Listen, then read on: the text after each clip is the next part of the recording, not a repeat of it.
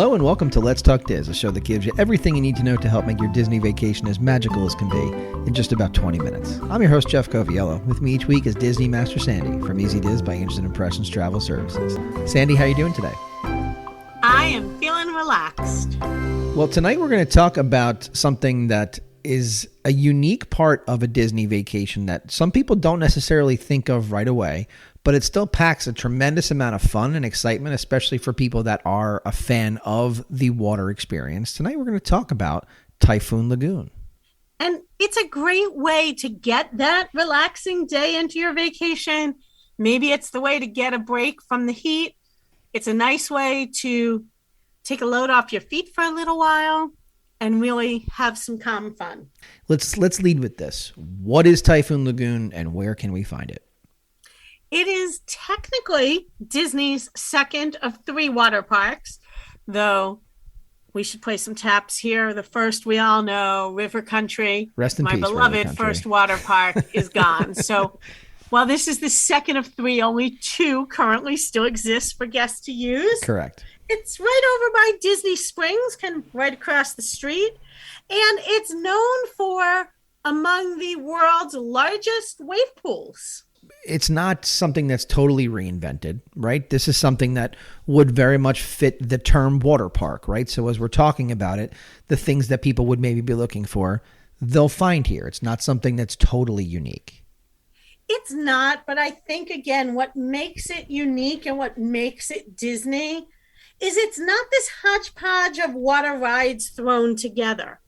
There's a story behind how this Typhoon Lagoon came to be, and everything ties into that story, and all of the rides center around this Miss Tilly's shrimp boat and the remainder that makes our water park. Right, so it's themed just like everything that those of us that love Disney would come to know and love. But let's give us the lay of the land. Tell me how this park is laid out, and we'll just take it, I guess, attraction by attraction, or big ticket item by big ticket item.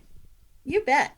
So the easiest way to get the lay of the land is in my favorite spot in the lazy river. You and me both, sister. Let me tell you, after a couple of days getting in those 18,000 steps, there is nothing like putting your feet up in the lazy river, the cool water, and just relaxing. Just floating down. It's good. But the great thing about this lazy river is it's a giant circle, and it starts just inside the park. And if you go all the way around the river, you'll see the entire park. So you can walk along the side of it as well and find your way to everything. So it's a great way to kind of get your lay of the land. It starts, as I said, with this centerpiece of Miss Tilly's shrimp boat. You can see it before you even turn off into the parking lot for it. And about every 30 minutes, this shrimp boat will kind of rumble and roar, and then the water blows. And that's the theming, right? So when you're thinking iconography of this particular park, the shrimp boat is the imagery that you see. You bet. Okay. What else? This park also, one of the things people look for, you're not going to swim all day. Let's be honest. You want to relax. And I love all of the seating they have. They've got beach chairs. They've got lounge chairs. They make it super easy. When you walk into the park, right away, there's a sign that tells you what each area of the park is. And then it tells you what they have for chairs. Filled, few left, moderate, open. So you can kind of go and easily stake out your spot for the day. Talk about some of the slides, some of the attractions that they have there, because I know that there are a couple things that people swear by. Of course. So obviously it's Disney, and one of the things is a kids area. And they get me on some of these names here. The Catch a Kitty Creek area, that one 5 times fast, Yep. is an absolutely adorable kids area. There are some great shaded pavilions there. There's a mini slide for the kids. There's a mini lazy river with a little bit of a drop to it for the kids, and they can go in it alone. And what I like about this area is it has a height maximum. So you don't have the teens trying to do the little kids stuff. It's really for the little guys. And it's all connected in this kids area through this little riverway. So it's nice. You can just kind of walk around, keep your feet wet so you're not burning them on the concrete or the hot sand. There's areas that the kids can just sit and splash. There's extra slides, lots of fun stuff. The only thing I will say is that if you are looking for accessibility for getting around with a wheelchair or a stroller in this area, I found that that wasn't super easy, specifically from spot to spot in the kids area. Okay. A lot of steps and climbing and things to keep in mind. Talk to me about the non-kid slides that kids can obviously still ride, but a little bit more of an advanced ride experience. You bet. And similar to when we talked about Blizzard Beach, you'll find everything from body slides, meaning you just get on and slide, to tube slides and family tubes. So they've got the Mayday Falls tube slide, the Kahili Falls. Those are smaller. They can do families in those bigger slides. And I will say it's kind of interesting when you think about the family slides. One of the things that I really never gave thought to is that you might not be enough people, that there needs to have enough weight in it. So I got up to the slide with a family of 5, mom and dad and 3 young children, and the rafts hold up to 4. So they were going to divide 2 and 3 so that they could ride. But because the kids were so little, all 3 kids had the same tube to have enough weight to it. So they sent dad with the 3 kids and then told them they could go again with mom and the 3 kids. They couldn't divide. So you can't boast that you have the world's largest wave pool without offering some opportunity for folks to learn how to surf, correct? Surfing lessons are there. And I have to say, just swimming in the wave pool, it is monstrous. As I said, it is one of the world's largest. And it blows about every 90 seconds. And 2 waves come out. And it is just so massive in length that you pick where you want to be. The area closest to the waves is roped off. Nobody's going right near the wave machine. It's really interesting to watch, and you can kind of get the lay of the land before you go into the wave pool. Those that go closest to the rope that want to catch the big waves and swim under them, and those that you find 40 or 50 feet back, kind of almost like you're dipping your toes in the edge of the ocean. You're catching the very end of the wave. You can sit down on the bottom of the pool and the wave is barely going to come over your legs. So everything from little guys to big ocean swimmers who want that challenge, enjoy that pool. Break down some height restrictions for folks in case they think that everything is available to them because maybe they have a life jacket. So break that down so that we have no ambiguity. You bet. There are 2 slides that have a 48-inch height requirement, Humunga Cowabunga, and that is a 3-speed slide. You pick kind of faster, slower, and head on down. And then the Crush and Gusher water coaster. So again, they've got a height element and a higher movement element. So you need to be that height for it to be safe. And certainly it's a water park. So we don't have any of the games that people will sometimes ask me about in the theme park. No sneakers with big heels to make your child fit that height requirement. If they're not tall enough, it's not safe. Don't do it. Yeah, and specifically to the Crush and Gusher too. Like it's a coaster. It's a water coaster. It launches you down the slide. So just be mindful of that. It's a lot of fun, but when they say 48 inches, they mean 48 inches. I know that this is something that you are a fan of when it comes to these couple of things. We had talked about a little bit in Blizzard Beach. There's some rental opportunities here that I know that some of them are really, really premium and you've enjoyed. Kind of break down for us what there is to offer as far as if you're looking to rent certain things to come to this water park. Of course. So if you don't want the plethora of chairs that are readily available, some of them do have a little bit of shade to them. Some of them are direct sun. You can rent a cabana. And the cabana, a lot of people like it. It's a little bit more secure. There's a little refrigerator. You can have food delivered to your cabana, especially if you're a bigger group. It's nice and easy to have that set home base. It's also great, I think, for those that have super young ones that are going to want a nap time during the day, because the cabanas are set a little bit apart from each other.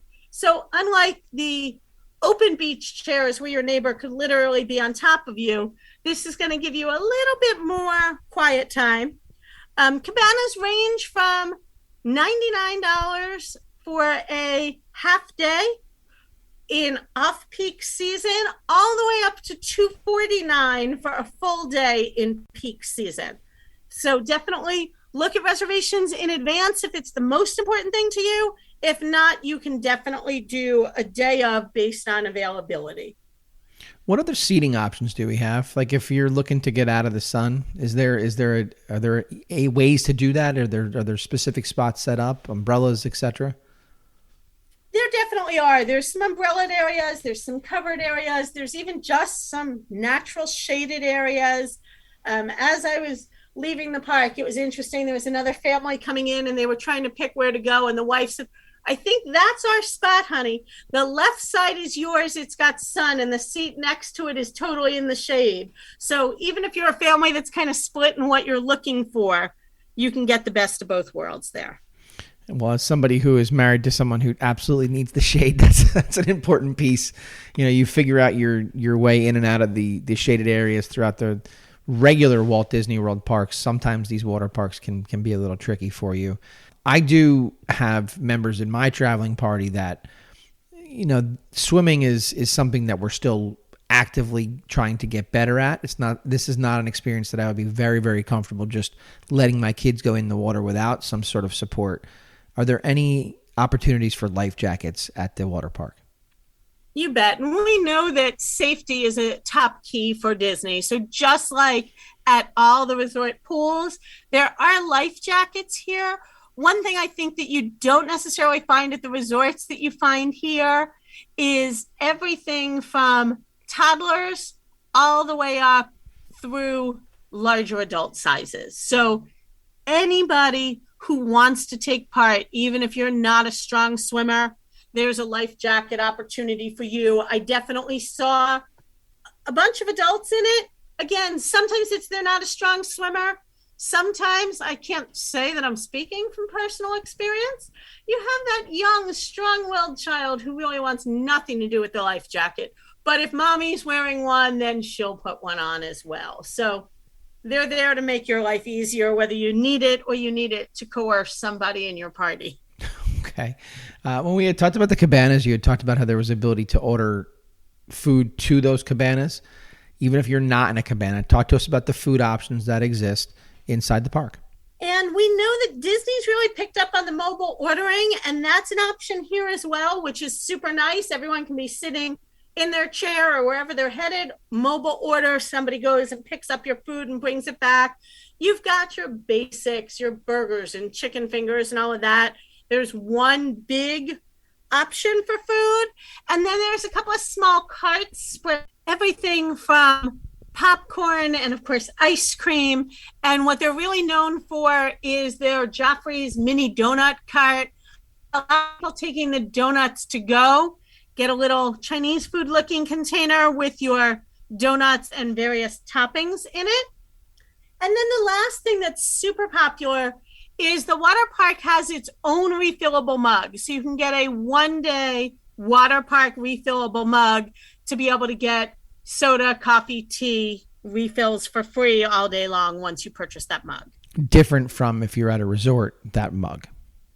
Correct. And again, those mugs are all encoded on the bottom. So if you come with your resort mug, it is not going to activate the soda station. It has to be a day of activated water park mug.